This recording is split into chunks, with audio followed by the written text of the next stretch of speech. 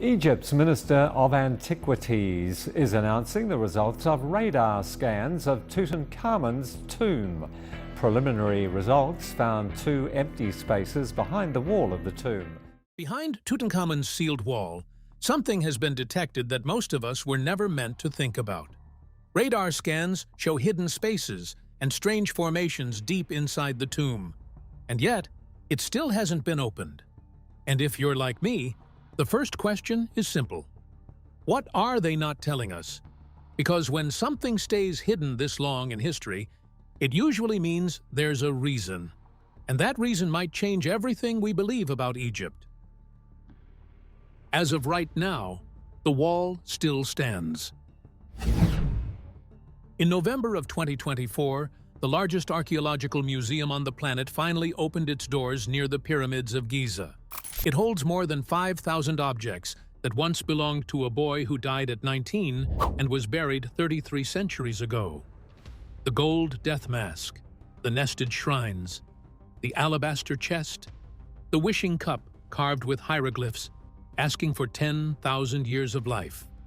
All of it on display, under glass, with millions of visitors walking past every year. None of them can see the north wall of tomb KV62. 40 kilometers southeast, in the Valley of the Kings on the west bank of the Nile at Luxor, the burial chamber of Tutankhamun sits exactly as Howard Carter found it on the 4th of November, 1922. The north wall shows three sacred scenes. The boy king meeting the goddess Nut, his spiritual double standing before Osiris, and the opening of the mouth ceremony, the ritual performed by ancient Egyptians to animate their dead. The wall is 102 centimeters of plastered rubble. It has not been touched since it was sealed, and what might be behind it has become the single most debated question in modern archaeology. In late 2023, Zahi Hawass, Egypt's most powerful Egyptologist and former Minister of Antiquities under President Mubarak, told the British press he planned to announce the identity of Nefertiti within 4 months. That deadline passed without a word. In December of 2024, he told Egyptian television he was pretty sure Nefertiti would be found in 2025. A documentary released in January of 2026 followed him excavating in the eastern Valley of the Kings, near the tomb of the female pharaoh Hatshepsut. He told Live Science this discovery could happen soon. It is now May of 2026. No identification has been confirmed. The Eastern Valley excavation continues. The wall still stands. In early 2020, a former minister named Mamdouh El-Damati led a surface-level scan of the hillside above KV62 using electrical resistivity tomography, working alongside British and Egyptian university engineers. The results, reported in Nature, revealed a corridor-shaped void approximately 2 meters high and 10 meters long, running north and parallel with the tomb's entrance passage. Its orientation was consistent with a possible extension of the tomb structure. That anomaly has never been peer-reviewed, never independently confirmed, never refuted, and never followed up. It sits in the scientific record, 5 years after publication, without explanation. Meanwhile, in 2017, a team called Scan Pyramids found a large void inside the Great Pyramid of Khufu using muon tomography, a technique that maps the density of solid matter by tracking cosmic ray particles. The discovery met a statistical confidence level of 5 sigma, the same threshold required to confirm a new subatomic particle in physics. By 2025, the same technology had been deployed at Khafra's pyramid, 2 kilometers from the Valley of the Kings.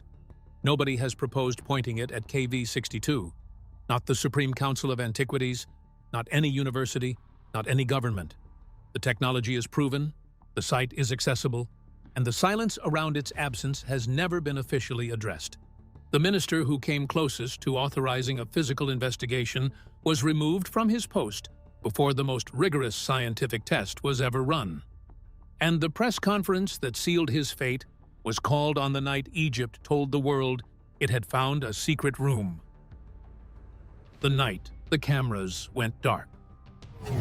On the night of the 5th of November 2015, a joint team from Egypt's Ministry of Antiquities, Cairo University, and a Paris-based conservation institute walked into the most visited tomb on Earth and turned off the lights.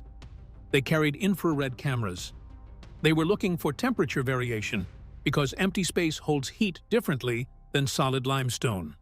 Specifically, they were looking for the thermal signature of a sealed void at a precise location on the north wall that a British Egyptologist had marked 4 months earlier, using a publicly available digital scan and nothing else. The north wall showed a uniform temperature across every surface, except one clean vertical rectangle on the northern face, roughly the size and shape of a sealed doorway, registering at a measurably different temperature than everything surrounding it. A thermal anomaly of that type has only 2 explanations. Either the wall contains a structural irregularity that went unnoticed through 93 years of study, or there is an air gap behind the plaster. The scan was ordered by L. Damati, who had personally walked the walls of Cave 62 with the archaeologist Nicholas Reeves in September 2015, examined the lines Reeves identified, and declared them real. 2 separate instruments, using different physics, had now pointed at the same place. 3 weeks after the infrared scan, a radar specialist named Hirokatsu Watanabe arrived in Luxor with a machine he had personally modified and recalibrated over 40 years of fieldwork. On the nights of the 26th and 27th of November, he wheeled his equipment along the walls of the burial chamber and reported 2 distinct void regions behind the north and west walls, each extending approximately 2 meters behind the painted surface. He went further, claiming the data showed signatures consistent with metallic and organic substances inside those cavities, the kind of signal one would expect from gilded wood, linen shrouds, and mummified remains.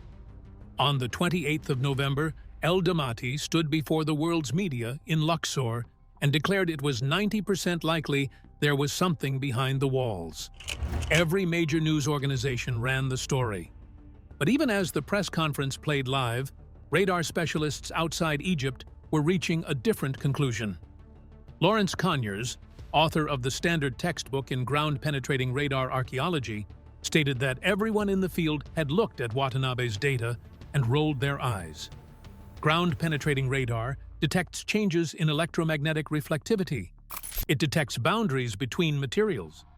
It cannot identify what those materials are. The claim about metallic and organic substances was not just unverified, but physically impossible with the technology used. A second National Geographic-affiliated survey conducted in 2016 produced contradictory results and was never publicly released. The minister who called the press conference was removed in a cabinet reshuffle 4 months later, in March of 2016, before any definitive result was in. When the most rigorous scientific team ever assembled to answer this question finally entered K562 in February of 2018, they brought 3 radar systems, 3 independent research groups, and a methodology designed to eliminate every source of error the first survey had been accused of.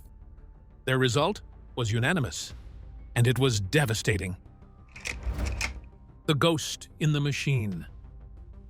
By 2017, the debate around KV-62 had become an embarrassment to science. 2 radar campaigns had produced contradictory results, neither credible enough to settle anything. National Geographic needed someone who had no stake in the outcome, no Egyptological reputation to protect, and no interest in anything except clean data. They commissioned Francesco Porcelli, a professor of applied physics at the Politecnico di Torino, who had spent decades mapping underground structures with ground-penetrating radar, and whose only job was to produce a result that could not be argued with. Before his team entered the tomb, they scanned a wall with a known void behind it, a chamber whose dimensions were already documented, to confirm the equipment could detect it. It could. In Tennyside KV-62, between the 31st of January and the 6th of February 2018, they deployed 3 separate radar systems covering a frequency range from 150 MHz to 3 GHz. Watanabe's single machine had operated at 400 MHz. Porcelli's team covered that frequency and went 20 times higher in bandwidth.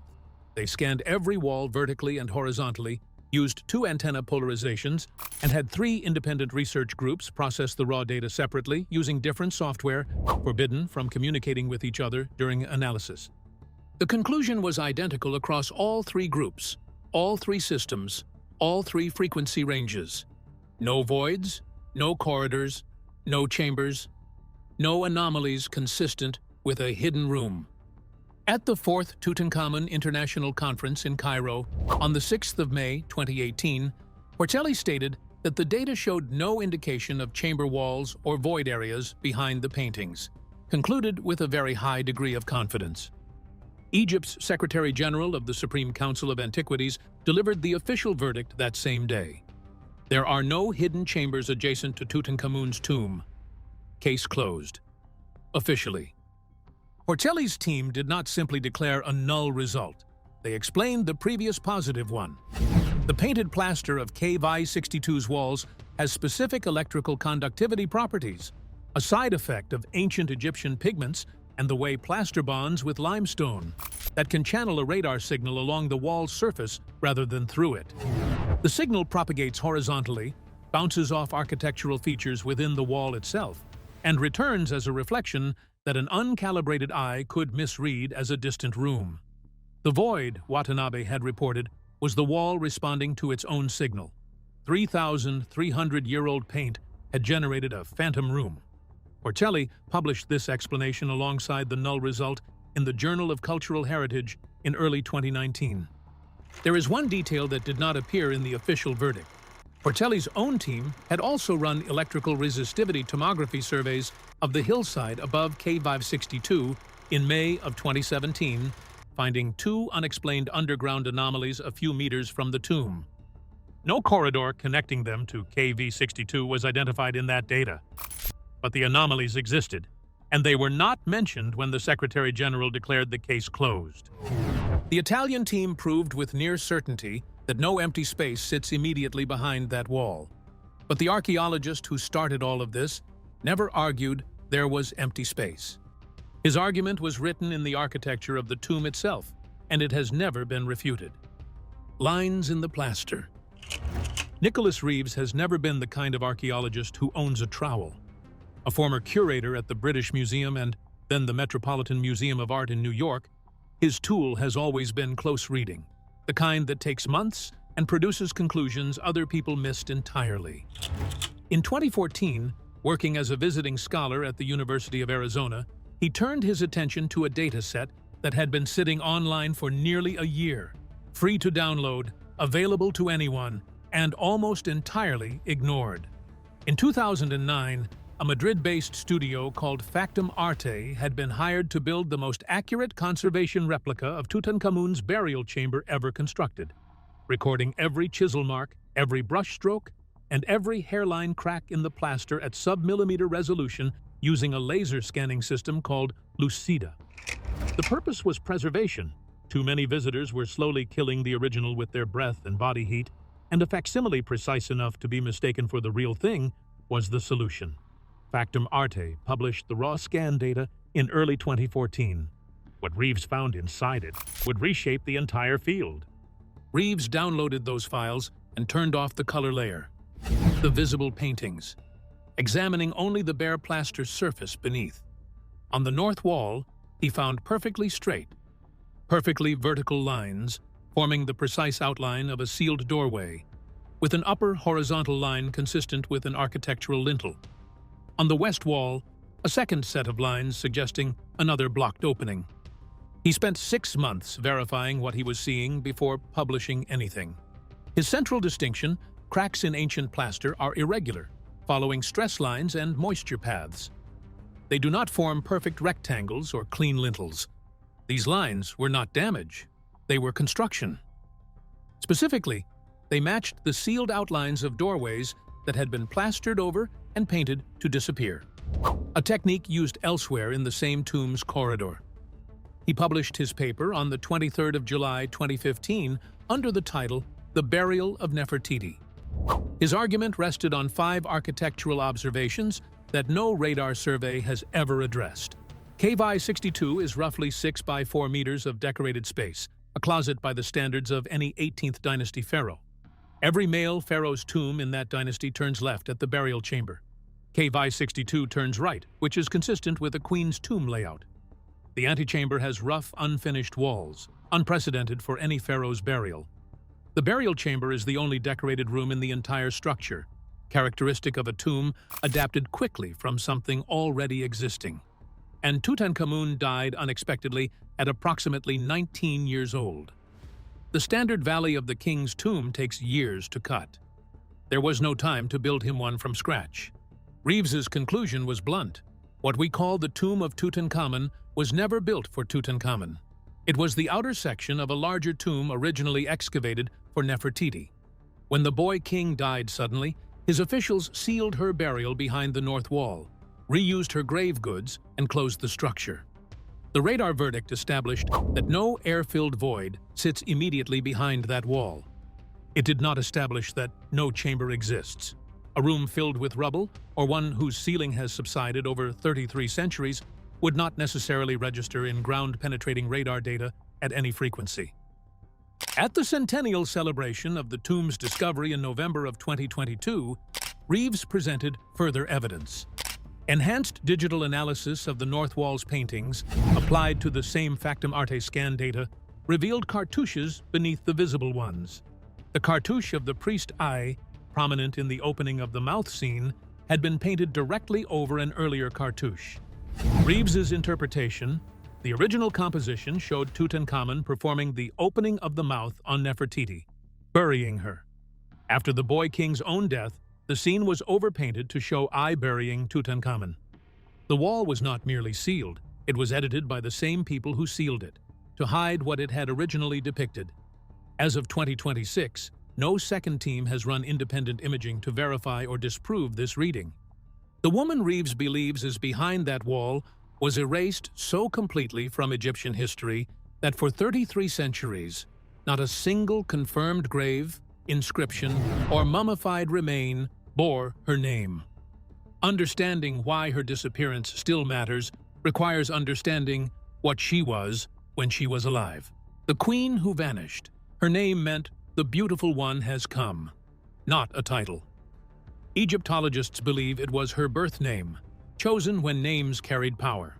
She was born around 1370 BC, possibly the daughter of Ai, the vizier who would later serve as Tutankhamun's regent and eventually take the throne himself.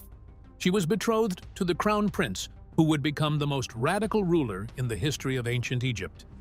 Around 1353 BC, the new pharaoh, calling himself Akhenaten, abolished the entire religious infrastructure of Egyptian civilization.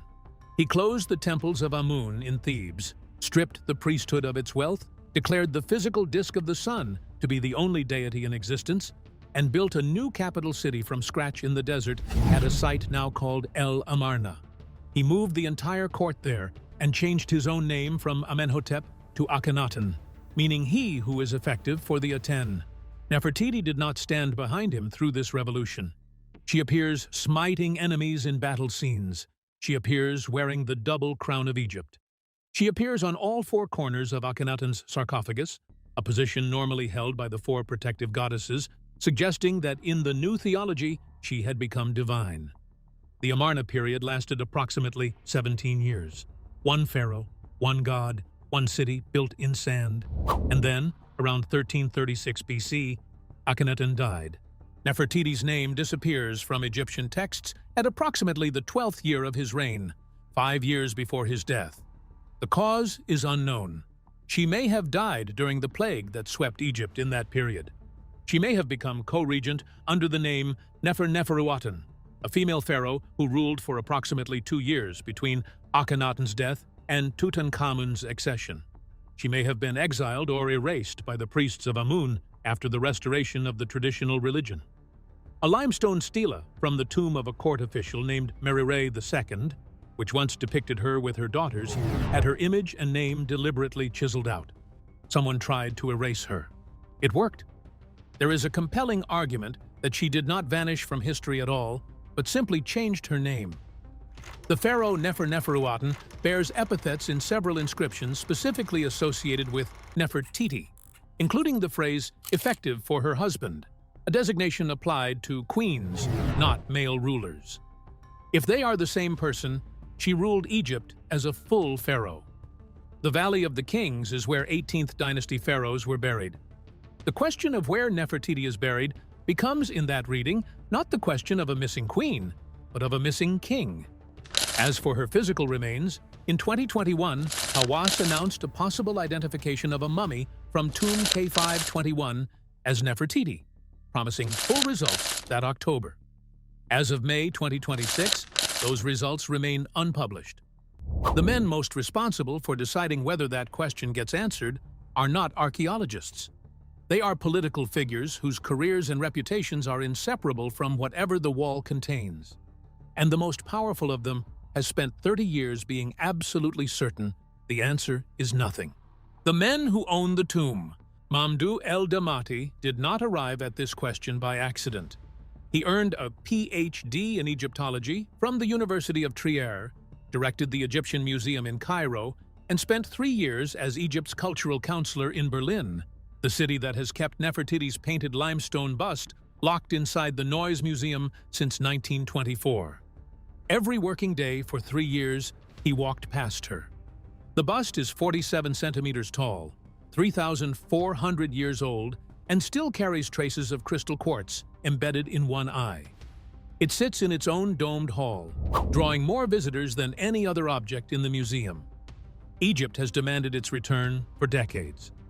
Germany has refused every time, citing the fragility of a 3 millennia-old artifact that somehow survives millions of annual visitors without issue. El-Damati knew her face better than almost anyone alive. He had been looking at it for years before he ever looked at the wall. When he became Minister of Antiquities in June 2014, Egypt's tourism economy was devastated by years of political upheaval. A discovery of Nefertiti's tomb would be the most significant archaeological event in the history of the discipline, and it would happen on his watch. When Reeves published his paper, he read it, walked the walls with him in September, and ordered the thermal scan in November.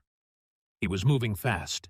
He was replaced in a cabinet reshuffle on the 31st of March 2016, less than 4 months after that press conference, more than 2 years before the Italian team's verdict. Whatever he had set in motion, he was not there to see it through. Hawass is the most famous Egyptologist alive. He served as Secretary General of Egypt's Supreme Council of Antiquities under President Mubarak for nearly a decade, and has been at the center of every major Egyptian archaeological story for 30 years. He has also been publicly certain, for years, that there is nothing behind the north wall of K-Fib 62. In August of 2023, he wrote that there is little evidence Nefertiti is buried behind those walls. The second Tutankhamun International Conference in May 2016 included a public confrontation between Hawass and El-Damati, 2 Egyptology PhDs, reportedly shouting at each other in front of the international press. No transcript has ever been published. Hawass cannot endorse an investigation that might prove him wrong at this stage of a celebrated career, and his institutional influence over Egyptian antiquities remains substantial, even without formal ministerial authority. El-Damati's replacement, Khaled El-Anani, announced in his first public statement that no physical exploration would be permitted inside K-Fib 62 unless there was 100% certainty that a cavity existed behind the wall. That standard is structurally impossible to meet without using the very technology that has never been proposed for this site. If the wall is opened and finds solid rock, 3 18th dynasty paintings, among the most significant religious artworks in human history, are destroyed, for a theory the scientific consensus rejected. The career of whoever authorized that ends immediately. If the wall is opened and finds Nefertiti, the officials who blocked the investigation for a decade must account for why they did so. That outcome is equally fatal. There is a dimension beneath the institutional politics that has nothing to do with professional survival. As long as the North Wall remains sealed, it is the most compelling object in Egyptology. It generates media coverage, documentary commissions, conference papers, and ticket sales. Nefertiti's possible presence behind a painted wall is a story that has been told and retold for a decade. She is worth more commercially and institutionally as a possibility than she would ever be as a confirmed absence. The greatest discovery in the history of archaeology would close the loop. It would answer the question, and then the question would be over. The political and institutional reasons the wall stays sealed are real, but underneath all of them is a scientific question that has not been answered. and a technology capable of answering it without touching a single brushstroke has been operational 2 kilometers away for years. Everything we know, nothing we've done. Howard Carter opened Tutankhamun's tomb on the 4th of November 1922, entered it on the 26th, and opened the burial chamber on the 16th of February 1923. He found 5,398 objects, took 10 years to clear them, and never answered the question of whether the tomb was built for someone else. 103 years later, that question is still open. Not because the evidence is thin, because the evidence has accumulated in a way that makes every answer incomplete. The complete picture across 11 years of investigation is this. Infrared thermography found a thermal anomaly on the north wall at precisely the location Reeves predicted, consistent with a sealed doorway. The first radar survey claimed void regions and organic material signatures, claims that practitioners in the field described as physically impossible with the technology used. A second survey produced contradictory results that were never released. The most rigorous radar investigation ever conducted inside an Egyptian tomb found no empty space behind any wall, with conclusions confirmed by 3 independent research groups processing data separately.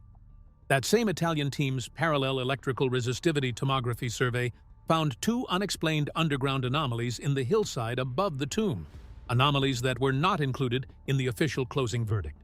A subsequent surface survey found a corridor-shaped void running parallel to the tomb's entrance passage, reported in Nature, never peer-reviewed, never followed up. Enhanced imaging of the north wall's paintings revealed cartouches painted over earlier cartouches, suggesting the wall's most prominent scene was edited after Tutankhamun's death to conceal its original subject.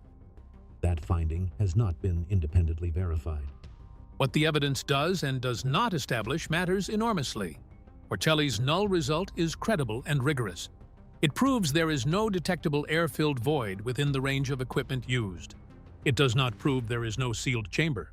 A room filled with rubble, a collapsed ceiling, a space sealed with dense material rather than air, may not appear in ground-penetrating radar data at any frequency. The architectural argument that the tomb turns the wrong direction for a king's burial, that the antechamber is unfinished, that the burial chamber carries the specific hallmarks of a rushed adaptation, addresses the original purpose of the structure, not its current subsurface condition.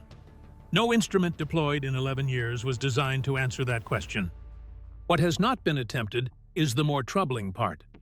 Muon tomography maps density without contact, without drilling, without touching paint, and its confidence level has been demonstrated at 5 sigma on a monument 2 kilometers from this tomb.